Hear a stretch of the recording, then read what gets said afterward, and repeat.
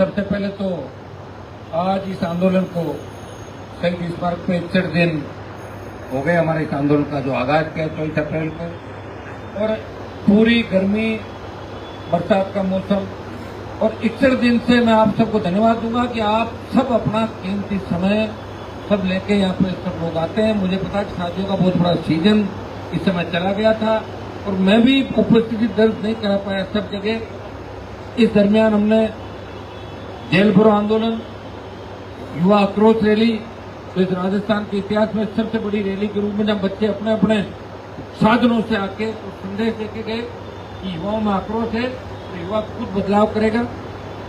राज्यपाल से मुलाकात करी हम लोगों ने और एसएमएस मोर्चरी के बाद जो डॉक्टर राकेश जिसमें आत्महत्या का मामला था उसमें भी राष्ट्रीय लोकतांत्रिक पार्टी ने मजबूती से सरकार पे दावा बोला और इसीलिए राकेश के परिजनों को न्याय मिला। कि राष्ट्रीय लोकतांत्रिक पार्टी की बड़ी जीत आरएस मेंस के एग्जाम को आगे बढ़ाने के लिए, क्योंकि 40 एमएलए, 2 मुख्यमंत्री, उनका मंत्री और आपके प्रदेश अध्यक्ष सारे लगे हुए थे। बच्चे हमारे पास बहुत लेट आए, फिर भी हमने उनकी मदद में कोई कोर कसर नहीं छोड़ी। मैंने कोई हमारे कहने से या हमारे कहीं जाने से हो तो रात भर बैठे रहे एग्जाम के जब परमिशन लेटर जारी हुए थे उसके बाद भी प्रयास में कोई कोर कसर नहीं छोड़ी और लगातार आपके बीच दिन भर जन सुनवाई के कार्यक्रम भी करते हैं। सरकार हमारे खिलाफ है, आप भी जानते हैं कि सरकारें कभी नहीं चाहती कि कोई तीसरी ताकत खड़ी हो। और दुर्भाग्य से राजस्थान में जब भी संघर्ष की आवश्यकता पड़ी, जब भी लगा कि अब अंतिम कौन है, तो अंतिम मेरे खाते में आके पड़ता है और मैं प्रयास करता हूं कोई न कोई रास्ता निकालने का। भाइयों, आपके बीच हूं, लगातार आपने मेरे संघर्ष देखे, आपने 25 साल सड़कों में लड़ते हुए, पारिवारिक परिस्थितियां, उससे पहले 7 साल राजस्थान विद्यालय के अंदर 1992, 91, 90 से लेकर 97, 98 तक का जो दौर था, मुझे याद है उस जमाने से लेकर आज तक। मुझे तो लगता है ये कल परसों की बात थी, लेकिन मेरे पास जो भी व्यक्ति 90, 91, 92, 93 से आया और जिस काम के लिए कुछ मेरे बच्चे एडमिशन के लिए आते थे, साहब एडमिशन कराओ, हमने कभी वापिस नहीं जाने दिया, लाओ करवा देंगे। राजस्थान की विधानसभा के अंदर 56 विधायकों ने कहा कि हनुमान बेनीवाल को गिरफ्तार करो, 7-8 हजार एडमिशन ज्यादा करा दिए। तब यहाँ भैरव सिंह जी से मुख्यमंत्री थे, पक्ष विपक्ष कई मामले थे, कई पाड़े पक्ष विपक्ष थे, कुछ लोग हमारे लोग भी थे। उनको साहब एडमिशन हो गए तो हो गए, बात खत्म हुई। तब मुझे मीडिया के साथियों ने पूछा कि आपने विश्वविद्यालय के अंदर एडमिशन इतने ज्यादा करा दिए, क्यों करा दिए? तब मैंने उस जमाने के अंदर कहा था कि अभी तो मैंने एडमिशन ही कराए और सरकार के अंदर आ गया तो नौकरियां भी लगा दूंगा, पकड़ के गाँव में कैंप लगा के बच्चों को नौकरियां लगा दूंगा। और लगा सकते नौकरियां, मैंने ये थोड़ी कहा अनपढ़ भी लगा दूंगा, पढ़े लिखे बच्चे जहाँ आवश्यकता ले। अरे मैं कह रहा हूँ राजस्थान में 5 लाख पद खाली पड़े भजनलाल जी, और नहीं तो बच्चों को संविदा पे भी ले लो, तो नौकरियां तो ले लो एक बार, बाद धीरे धीरे एग्जाम कराते रहना, निकालते रहना। हर सरकार बच्चों को झुंझुना पकड़ाती, इतने रोजगार दिए, मोदी जी लोकसभा में कहते इतने करोड़ दिए, नरेगा में दिए, कोई नहीं दिए, नरेगा में इतने रोजगार दिए, क्यों? जो अफसर लाके देते हैं, पढ़ देते हैं उनको देश के प्रधानमंत्री, मुख्यमंत्री हमारे। और बजट के अंदर इतने नौकरियों की बात होती है, लगती कहाँ नौकरियां बताओ मुझे? तो जांच में चल रहा है सारा मामला 3-4 साल से, तो कहाँ नौकरियां लग रही? जो एग्जाम हुआ वही रद्द, उसका ही पेपर आउट, कभी एसओजी, कभी सीबीआई, कभी एसआईटी, दूसरे मामले। तो भाइयों, राजस्थान मजाक बन के रह गया देश के अंदर। दूसरी जगह गुंडागर्दी बदमाशी बंद हो गई। यूपी, हरियाणा, बिहार स्टेट के अंदर जो गुंडागर्दी चलती बंद हो गई। नए नए बच्चे बदमाशी करते थे, शौक था, वो खत्म हो गया। सारा अपराधियों का अड्डा राजस्थान बन गया। एक अच्छी मंडी मिल गई राजस्थान के अंदर हथियारों की, जितने AK-47 अभी पकड़ी गई। 47 के साथ फोटो भी कई नेताओं जो 47 लेके घूम रहा था उसके साथ कई नेताओं फोटो वायरल हो रहे थे कि नहीं हो रहे थे? तो ये पहले भी हुआ। यह एक ऐसा दौर भी आया, राजस्थान में एनकाउंटर हुए, बहुत से नेता और पुलिस अधिकारी जेल की हवा खा गए 2008, 9, 10, 11 तक। उसके बाद कई से एनकाउंटर हुए राजस्थान में, लेकिन जहां भी एनकाउंटर उस पीड़ित परिवार को न्याय दिलाने हनुमान बेनीवाल हर जगह गया, चाहे बाड़मेर हो, चाहे जोधपुर हो, चाहे राजसमंद हो, चाहे चूरू हो, चाहे नागौर हो, चाहे दूसरी जगह हो, जहां मुझे बुलाया वहां मैं गया। लेकिन गया कब? जब मुझे परिजनों ने कहा या किसी ने कहा कि आप आओ, न्याय दिलाओ। कई जगह तो ऐसी स्थितियां हो जाती हैं, हम लड़ते रहते हैं, पीछे से परिवार राजीनामा करके बॉडी लेके चला जाओ। देखा आपने कई जगहों में ऐसी, फिर भी लड़ते हैं, थकते नहीं, क्योंकि हम अगर लड़ना छोड़ देंगे तो लड़ेगा कौन? लोग कहेंगे कौन लड़ेगा राजस्थान? छोड़ दिया सबने, सबको अपने अपनी पड़ी भाई। किसी को मुख्यमंत्री बनना है, किसी को प्रदेश अध्यक्ष बनना है, किसी को उसका प्रतिपक्ष का नेता बनना है, सीएलपी कांग्रेस पार्टी का लीडर बनना है, किसी को एस्कॉर्ट आगे लगानी है, किसी को 10 कमांडो चाहिए, किसी को 15 चाहिए। अब आप कह दो आपके पीछे भी खड़े हैं, मैंने नहीं मांगे, अपने आप दिए, मैं तो हटा के पीछे।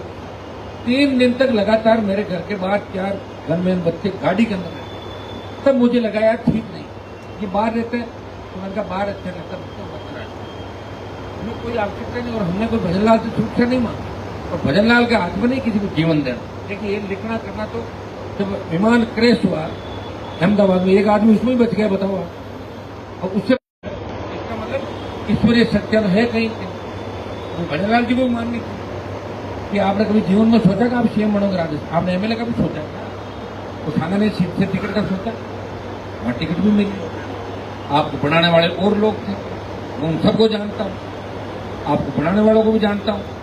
आप 15-20 साल पहले क्या काम करते थे, 25 साल पहले आप कैसे, जब मंत्री नेता जब पार्टी कार्यालय में आते थे, आप भाग के बार बार नमस्ते करके कहते मेरा नाम भजनलाल है, मेरा नाम भजनलाल है। आप आगे तो आपको उस समय याद रखना चाहिए। हम तो ऐसे ही थे, यही हमारी पहचान थी। कुछ ज्यादा पॉपुलरिटी मिल गई थी, लेकिन जा रहे वहां मजबूती के साथ, नंबर 1 पे रहे, 2 नंबर पर आ रहे नहीं। हमने तो ये भी कहा था कांग्रेस पिछली सरकार के समय, मैंने कहा भाई हमारी अगर नहीं चल रही, वो थे हमारे कांग्रेस के अंदर समर्थक के बच्चे, वो कहते भाई साहब आप हमारे समाज के लोगों को हरा रहे हो, आप हमारा सीएम नहीं बनना चाहिए, मुख्यमंत्री बन जाते हैं, फलान जी बन जाते हैं, ढिमकट, हाँ बना लो मुख्यमंत्री। मैंने बयान दिया, मैंने कहा अगर आगेगा दूल्हा तुम्हारा दूल्हा नहीं बना, फिर गुजरों का नंबर आया, तो मैंने कहा सचिन पायलट को सीएम बनाओ, तीनों विधायक देता हूं, गुजर भी तेजा जी की जय बोलते हैं और जाट भी बोलते हैं, मुख्यमंत्री बना दो। नहीं बने भाई, मैं क्या करूं? नहीं बने, मेरे हाथ में क्या सीएम बनाना? अगर मेरे हाथ में होता तो मैं किसी को बना देता, और मेरे आदमी को बनाता, फिर मैं उसके पास में बैठ जाता और उससे काम कराता राजस्थान के अंदर। अभी आपको सड़कों में थोड़े बैठना, लेकिन मैंने मेरा प्रयास ईमानदारी से किया। लेकिन मैंने जिनके लिए प्रयास किया उन्होंने कभी मेरा साथ नहीं दिया, सिवाय धोखे के, और वो मेरे ही दुश्मन है। अब दुर्भाग्य की इस बात का है कि दुश्मनों से लड़े, अपने साथ वाले जो दोस्त हैं वो दुश्मन बन के उनसे लड़े। हमारे सामने ये हो रहा है, उम्र भी तो निकलती जा रही है धीरे धीरे, कितनों से लड़ेगा बताओ? लड़ के इतने दुश्मन कर लिए हर चारों तरफ, जहाँ जाओ उधर निकलेगा कोई। कैसा आपने उस समय बयान दिया था, उस समय आप वो आंदोलन किया था, उसमें मेरा रिश्तेदार वहाँ डिप्टी था, कलेक्टर था, उसको हटवा दिया। तो मैं मेरे लिए तो सुनाई नहीं, मैंने जनता के लिए काम किया, मैंने किसी का नुकसान भी नहीं किया, और जो आया उसकी मदद करने का प्रयास किया, और गरीब को गणेश मान के मैंने सेवा की। और एक बार जिसके साथ हो गया दोबारा थूक के नहीं चाटा, दोबारा फोन कर दिया। जैसे हमारे इकबाल मिर्जा की आदत है, सुबह फोन कर देता, दोपहर को शाम को कहे ये कर दियो खाने मारी शौकन है, शौकन तो सुबह था खाई, अरे बात में तेजा जी खाई, आपके बाबू जी की शौकन है, लोग कहते कैसा आदमी यार, दिन में 3-3 शौकन झूठी खा जाता, आदत छूटेगी आदत। एक दिन मैंने कहा मैं शौकना नहीं खाऊं, मेरी तबीयत खराब हो गई, झूठी शौकन खानी पड़ती। एक डीजी थे हमारे पीएचपी उस साइड में था, तो डीजी मुझे कह रहा था कि साहब अब क्या जमाना आ गया, आप जैसे नेता हो गए नागौर के अंदर।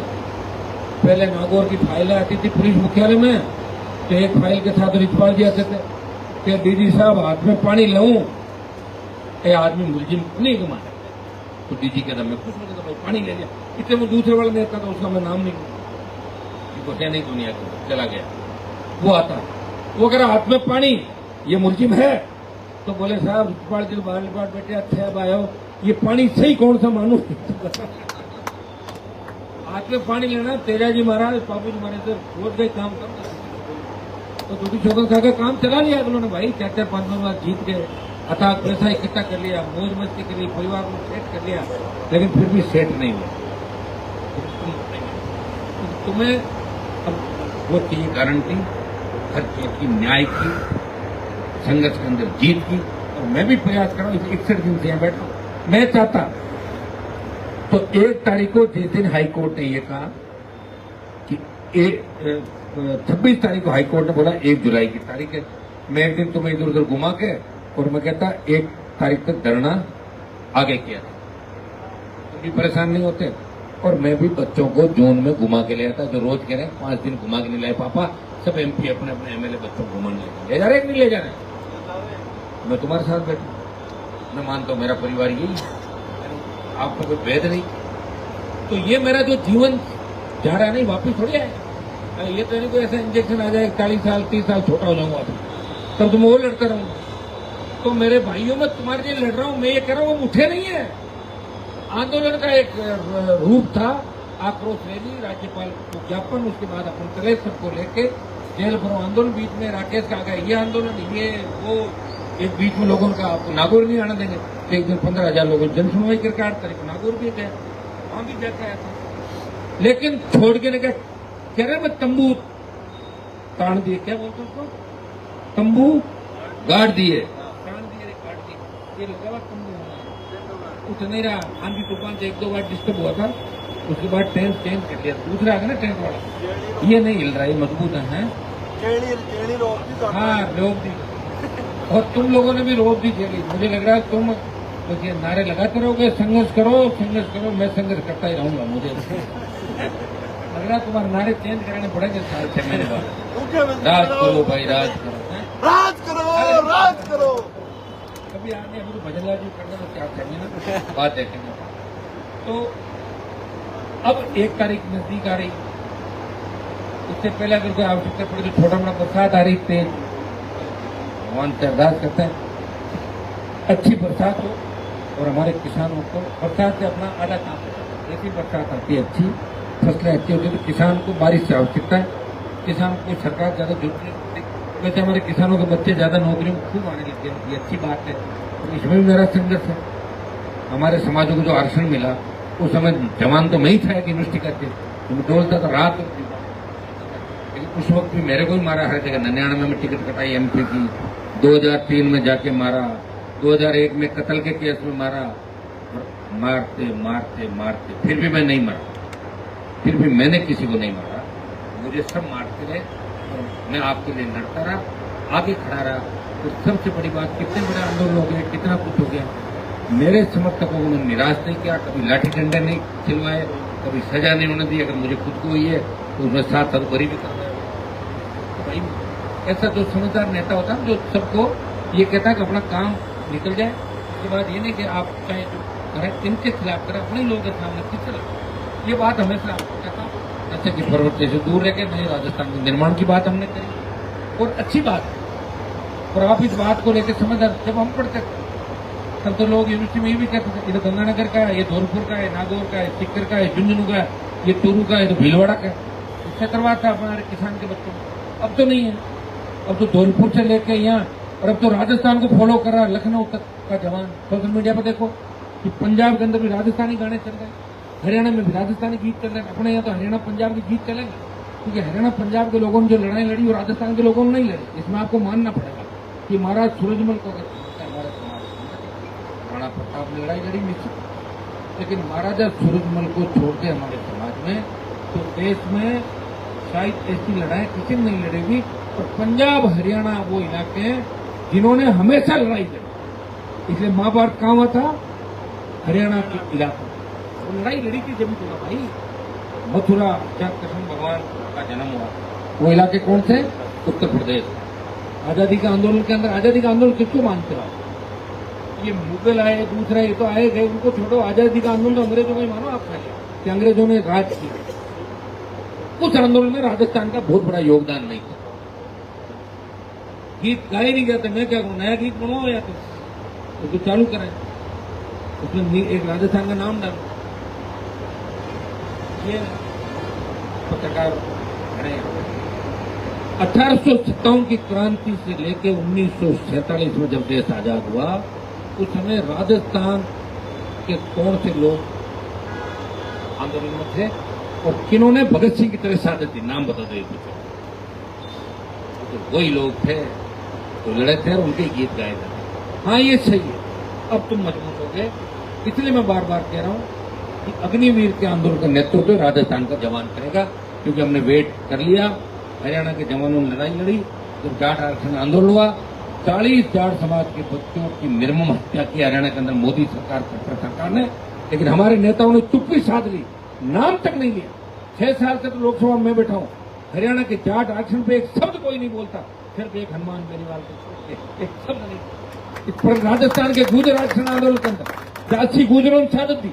अगर इनकी शहादत को भी बार बार लोकसभा के अंदर कोई याद करता है तो नागौर का सांसद हनुमान बेनीवाल, उस समय गुर्जर समाज का पट्टे में बैठा था, वो याद करता है या तो गुर्जर आरक्षण आंदोलन हुआ था या हरियाणा का जाट आरक्षण आंदोलन, इसमें मिलिट्री को पीछे जाना पड़ा। तो भाइयों, यही तो कोई योद्धा थे, लड़े हमारी कौम, इनका नाम लेते ही हमारा सीना तोड़ा होता था। तो हमारे यहाँ आवश्यकता है इसकी। प्रयास कर रहा हूं मैं, एक जगह बिठा दिया तुम्हें, एक नारा तो पकड़ाया तुम्हें तेजा जी की जय, 97, 98, 5, 8, 15 तक तो ये भी नहीं जानते थे। अब तो जौनपुर में चले जाओ तो यूपी हरियाणा कहीं चलो, तेजा जी महाराज की जय, महाराज सुरमल अमर रहे, तो रामसा पीर की जय, जो जो कर सकते हैं, देवनारायण भगवान के साथ मंगवाते, और जो हमारे जो लोग देवता प्रयास कर। लेकिन तुम्हें एकजुट किया, एक जगह बैठना सिखाया, आपसी जो द्वेषता थे, जो लोग यहाँ जयपुर में राजनीति करते थे, बच्चों को सुबह कुछ कहते थे, शाम को कुछ कहते थे, लड़ाते थे, जो कहने के समाज का ठेका लेते थे, काम क्या करते थे, आपको तो छुपे नहीं, काम सारे थे। अब आपको एक सही दिशा की ओर ले जाने वाला नेता मिल गया। आप ये बताओ, ये मेरे खिलाफ करते हैं, मेरे समाज के नेता भाषण देते हैं, इनको पूछोगे हनुमान जी गृह मंत्री तो कभी के बन जाते हैं, और अगर मैं गृह मंत्री बन जाता तो ये एक भी नजर आते क्या जयपुर में? आपको पता, मैं घसीट के गाड़ियों में पीछे थानों के जेलों के अंदर सोचता इनको ले जाएगा। कौन आंदोलन करता है इनको बता, 5 आदमी आता क्या आंदोलन करने? मुझे पता ना आंदोलन कैसे किए जाते, मैंने देख रखा, मैं उनके सबके साथ रहा हूँ। पुलिस की गाड़ी आती, अरे रोक ले, पुलिस आ गई, तो देखा हुआ मेरा। इसलिए बच्चों में एक ही बात कहता हूँ, मैं तुम्हें मिला हूँ, तुम सीखो मेरे से, अच्छी बातें सीखो, लेकिन ये मतलब सीख कर हम अलग चले जाए तो फिर मैं अकेला क्या करूँगा? मैं कहता हूँ विधायक भी बढ़ो तो इधर से बढ़ो, मेरे पास आके संख्या भी बढ़ेगी, नए नेता तैयार कराऊंगा। तुम्हें जयकारे क्यों लगाने हैं, तुम्हें नारे क्यों लगाने हैं? तो सचिन पायलट के लगा रहे हो, हनुमान बेनीवाल के लगा रहे हो, क्या शर्म आ रही है तुम्हारे? और या फिर खुद के लगो उद्धव में, तो बनाओ पार्टियां, अरे लगाने तो मेरे लगाओ, तुम्हारा भाई लगा रहे हो राहुल गांधी को तो खुद को ही पता नहीं, नाड़ा खुला रहता है आदिवासी नहीं, बच्चों की तरह नाड़ा पेंट पहन के आते हैं तो लोग सुनो, एक एमपी बोला था नाड़ा तो मान दो, आदमी की पेंट आती है ना बच्चों के, जिसमें नाड़ा लटकता है, तो बड़े लोग राहुल गांधी हो जाएंगे, तो क्या लड़ना देश? तो ये हालात है मेरे भाइयों, तैयार हो जाओ, राज आपका इंतजार करा, शेड्यूल कास्ट के भाइयों को साथ ले लो, वो सीएम आ जाएगा, पंचायत चुनाव में बदल दो। कांग्रेस का दिमाग देखो, एक का तो दिमाग ठीक करना पड़ेगा आपको, पहले किसका करोगे? पहले कांग्रेस का दिमाग ठीक करो, बीजेपी एकदम ठीक आपको होता नहीं है कि जो 28 से पड़ी, कांग्रेस का दिमाग ठीक कर दो, पंचायत राज चुनाव कर दो, सारे वोट डाल दो राष्ट्रीय लोकतांत्रिक पार्टी, डाल दोगे या आप खुश हो जाएगा? क्या होगा? डाल दो, ठीक है, तो आज भी आपका बन जाएगा 28। तैयार हो जाओ, क्योंकि रोहतास से विजिट करें, सारे जिला प्रमुख 41 के 41 उनके आ जाएंगे, आज ही कह रहे देख लीजिए कार्यक्रम के अंदर, हाँ निवाई कह रहे थे, हमारी बात होगी, हाँ उन्होंने कहा भाई देखो, डांस अगर गम चौड़ा करते तो वोट सारे नहीं चले जाए, ध्यान रखें, अगर डांस कर भी दे तो वोट इधर डाल देना, डांस उनका देख लेना, तेजल सुपर डुपर, और वोट सारे आरएलपी पार्टी। अब एक काम करो, अब ये करो, राज तो करेंगे हनुमान जी और डांस करेंगे दूसरे वाले, ऐसे करोगे जब करोगे ना, ठीक है, धन्यवाद, जय।